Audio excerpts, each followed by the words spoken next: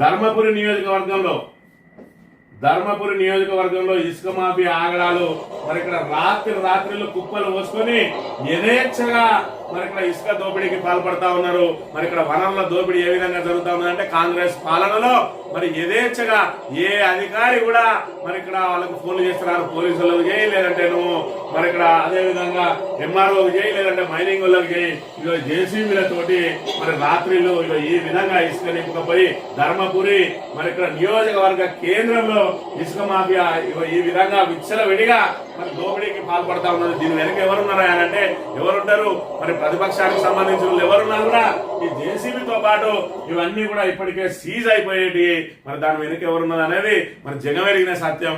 మరి ఈ రకంగా కాంగ్రెస్ నాయకులు ఎక్కడికక్కడ ఇసుక అయితేంది, మట్టి అయితేంది ఈ విధంగా దోపిడీకి పాల్పడతా ఉన్నారు.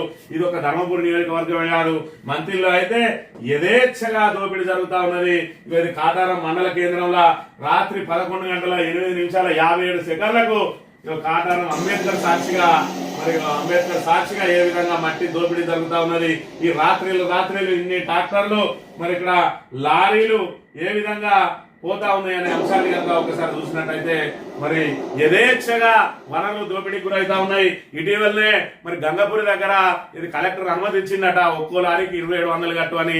దానికి మరి ఏదైతే క్యూబిక్ మీటర్ల కొలత లేదు, మరి నువ్వు ఎన్ని టన్నులు తీసుకుపోతున్నావు అన్న కొలత లేదు, మరి ఎన్ని మెట్రిక్ అవి తీసుకుపోతామన్న దానికి లెక్కలేవి లేవు.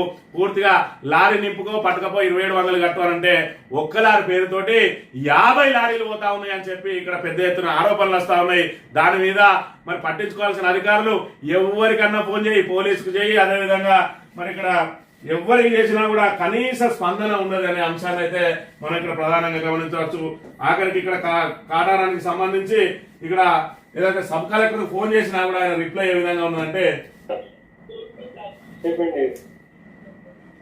సార్ ఇక్కడ కాటారంలో మట్టి తరలి మీకు పర్మిషన్ ఏమన్నా ఇచ్చారా? ఇది ఎంఆర్ఓ ఫోన్ చేస్తే లిఫ్ట్ చేయట్లేదు.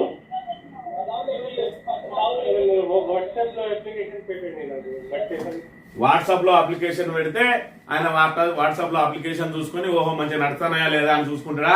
ఇక్కడ జరిగింది అని అంటే సరే మేము అధికారం పంపిస్తాం, లేకపోతే పోలీసులను పంపిస్తాం, ఇది ఏది లేదు. వాట్సాప్ లో నాకు అప్లికేషన్ పెట్టండి, ఇది అధికారుల తీరు. రెండోసారి ఫోన్ చేస్తే అసలు ఎత్తడు. దానికి సంబంధించి ఆయన వాట్సాప్ లో పెట్టి చూసిరా అంటే ఇక రెండోసారి ఫోన్ ఎత్తుడుండదు.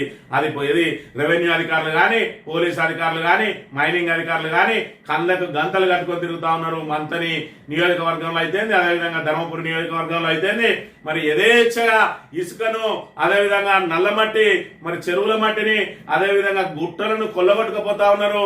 మరి ఇక్కడ దుబ్బిసుక పేరుతోటి కూడా దోపిడీ సాగుతా ఉన్నది. ఎంత సాగినా కూడా మరి ఇక్కడ బారాకూని మాఫీ అన్న చందంగా ఉన్నది. మరి ఎవరికి దొరికిన కాడికి అందిన కాడికి దోచుకో అన్న చందంగా ఉన్నది కాంగ్రెస్ పాలన అనే విషయాన్ని మనం ఇక్కడ